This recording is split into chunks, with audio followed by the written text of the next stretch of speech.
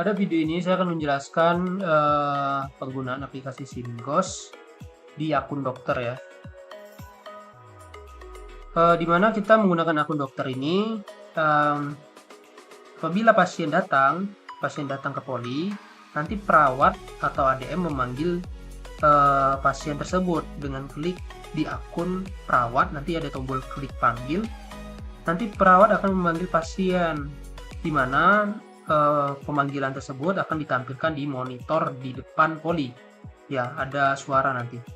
Pasien dengan nomor antrian sekian, silahkan masuk ke klinik mata, sebagai contoh seperti itu. Apabila pasien telah diterima, barulah nanti perawat mengisi keluhan utama dari pasien tersebut. Setelah itu, setelah perawat melakukan pengisian data-datanya, barulah nanti dokter melakukan melihat isian dari perawat tersebut. Setelah dokter melihat isian dari perawat, barulah dokter melakukan tindakan ke pasien.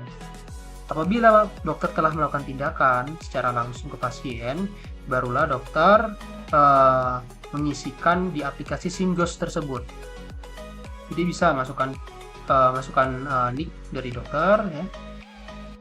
Sebelum itu bisa juga buka di sini link dari aplikasi SIMGOS 11.11.0125, di sini 120 ya untuk digunakan sehari-hari. 125 ini untuk latihan saja. Kemudian setelah masukkan nicknya, dokter bisa masukkan passwordnya 1 sampai 8. Kemudian di sini masukkan kode captcha-nya untuk keamanan. Kemudian klik masuk atau enter saja. Apabila dokter telah masuk ke akunnya ya, nanti dokter akan ditampilkan tampilan seperti ini. Pengunjung ini daftar pengunjung atau pasien yang belum diterima atau dilayani atau belum dipanggil. Nanti yang memanggilnya di bagian sini ada sebuah tombol nanti di sini, itu yang memanggilnya adalah perawat. Dokter cukup membuka, nanti yang paling penting adalah konsul. Ya, dokter membuka konsul. Apabila dari klinik poli lain ya itu mengonsulkan pasiennya ya ke klinik dokter tersebut ya, maka akan tampil di sini daftar pasiennya. Pasien konsul dari klinik mana, tujuannya ke klinik mana. Setelah itu dokter juga perlu membuka di sini mutasi, daftar pasien mutasi. Ini biasa diperuntukkan untuk perawat ya, perawat yang ada di rawat inap ya. Kita fokus ke konsul, kemudian my pasien di sini, my pasien ya. Konsul dan my pasien. Dokter bisa membuka konsul dan my pasien. Di sini ditampilkan adalah pasien yang sedang berada di ruangan atau sedang dilayani. Artinya pasien ini telah diterima oleh perawat ya, dan telah dilayani oleh dokter. Dokter telah melakukan tindakan di ruangan. Setelah itu barulah dokter mengisi ya. Dokter mengisi. Setelah masuk, dokter akan ditampilkan rekam medis ya, rekam medis dari pasien Hairudin ini. Oke, di bagian rekam medis ini dokter bisa mengisikan keluhan utama, tapi ini telah dibantu oleh perawat. Bisa dokter yang mengisi atau bisa juga perawat, atau bisa melihat anamnesis, riwayat penyakit sekarang ya, riwayatnya apa. Nah, tapi yang paling penting dokter itu bisa mengisi pemeriksaan ya. Yang penting di bagian fisik ini ya. Fisik bisa juga dibantu oleh perawat. Tahu di sini fisiknya, penilaiannya fisiknya, matanya merah, matanya iritasi ya. Diagnosisnya apa? Ya, dokter mengisi di sini. Nah, apa bedanya diagnosis yang di sini dengan diagnosis ICD ini? Diagnosis ICD ini digunakan apabila dokter hafal kode ICD dari pasien, tahu dari diagnosa dari pasien tersebut ya. Diagnosa ICD-10 dan ICD-9-nya. Apabila dokter hafal kodenya bisa diisi. Tapi apabila tidak hafal, dokter bisa mengisi saja di bagian diagnosis di penilaian ya. Setelah itu dokter mengisi di bagian penandaan gambar ya. Sebagai contoh di sini penandaan gambarnya ini adalah contoh template-nya, bisa ditambahkan nanti. Sebagai contoh, klik double klik kemudian pilih ya. Kemudian misalnya di bagian mata sini misalnya pada pembengkakan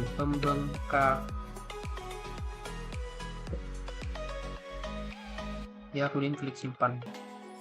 Dia memberikan keterangan ya di sini. Kemudian di bagian perencanaan juga bisa jadwal operasi, terapi. Kemudian di sini sebagai dokter ya, umpamanya dokter nih membuat kontrol. Ini kontrolnya udah dibuat nih oleh perawat, tapi kita batalkan saja. Kita batalkan. Alangkah lebih bagusnya dokter yang membuat rencana kontrol ini, surat kontrol. Dokter bisa pilih di sini, umpamanya kontrolnya tanggal 23 ya. Jamnya diisi jam berapa. Kemudian pilih kliniknya, klinik mata sebagai contoh. Pilih tujuan spesialisnya adalah mata, kemudian masukkan dokternya. Apabila dokter tidak ada di sini, berarti Anda tidak terjadwal ya di Hafiz ya. Di sini langsung ke Hafiz jadwal dokternya. Pilih ini dan klik simpan. Nah, apabila udah klik simpan, kita bisa klik cetak ya untuk diberikan ke pasien atau sebagai pegangan saja. Setelah itu, dokter bisa membuat expiry ya, roadmap. Bisa dibatalkan. Kemudian misalnya tanggalnya 27, tanggalnya misalnya sekarang misalnya. Jadi rawat inapkan sekarang. Kemudian kita pilih indikasinya apa, keterangannya apa. Karena udah dirawat, kita batalkan, diisi ulang ya. Kemudian kita klik simpan. Setelah klik simpan, klik cetak. Bisa diklik cetaknya. Bisa kita ubah di tanggalnya. Ke tanggal 20. Kemudian kita klik cetak.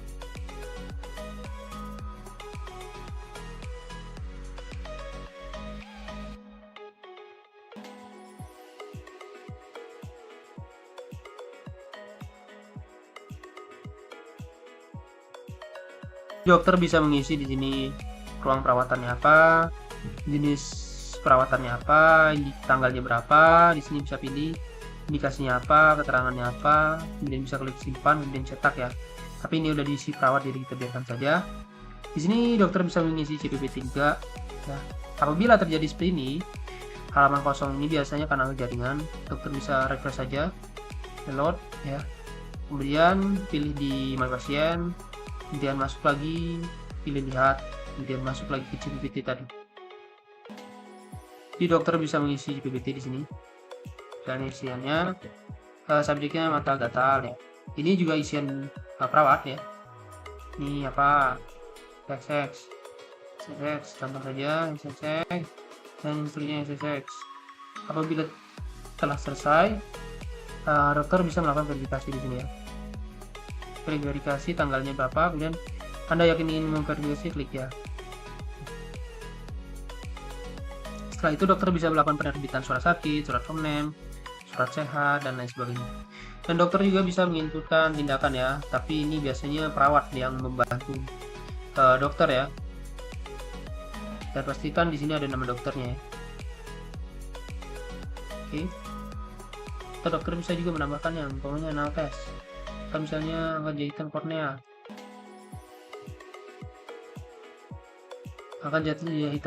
ya, atau anal test tadi, tambahin anal test, kemudian asesmen metri bisa tambahkan.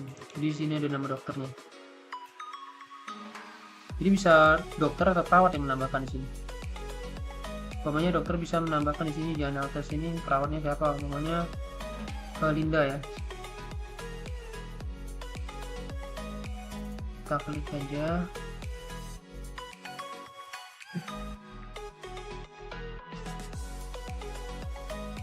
disimpan orang. Pastikan yang lain juga ya, ini juga ditambah.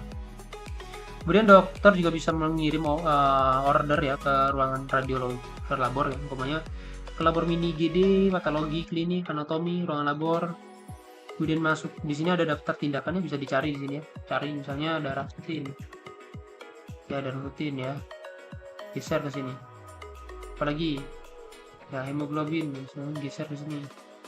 Kemudian isi diagnosanya apa, kemudian kirim order. Itu akan tampil di bagian labor, orderan dari dokter siapa, diagnosanya apa. Ini. Kemudian apabila ingin mengetahui apakah orderan kita ini telah diselesaikan atau belum, kita bisa klik daftar order. Di sini ada ditampilkan di sini ruangan laboratorium. cek hemoglobin darah rutin ya. Kalau ini dari perawat ya, ini dari perawat tadi. Kalau ini dari dokter, di sini ada orderannya.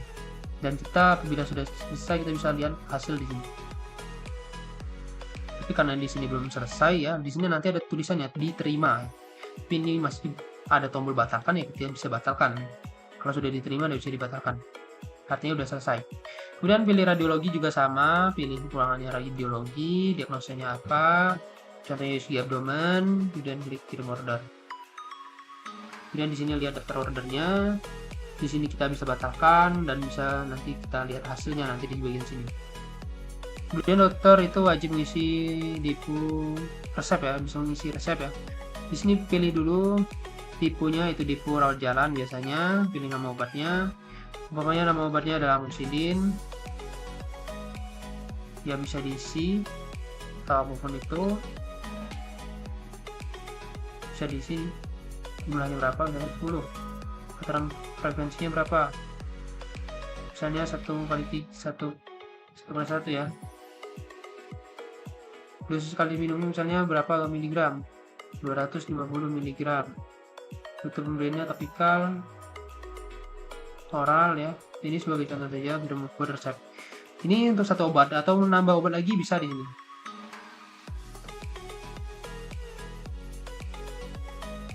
Terus bisa nambahkan lagi dari misalnya 12, frekuensinya apa?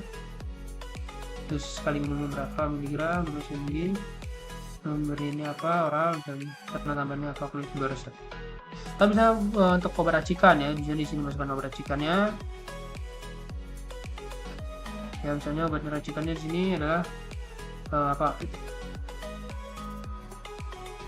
Biasanya 100 mg. Jumlah racikannya buyut, jumlah racikannya misalnya jumlah racikannya 1, kemudian sini tambahkan lagi nama obatnya. Misalnya tadi apa tadi? AC.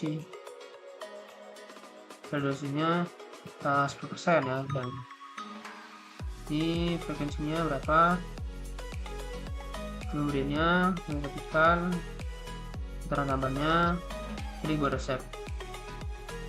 Apabila telah selesai, dokter mengisikan nomor HP-nya. Apa untuk di bagian farmasi itu koordinasi atau konfirmasi apabila obatnya tidak tersedia ya. Ini alergi obatnya dan diagnosanya apa. Dan kirim order. Nah, apabila telah selesai, di sini ada daftar order. Nah, di sini daftar order bisa melihat daftar. Apabila setelah diterima oleh farmasi atau oleh pasien, nanti di sini ada namanya notifikasi diterima ya, artinya pasien telah menerima resep atau obatnya. Dan juga di sini bisa cetak resep ya, cetak kopi resep untuk pegangan apa namanya,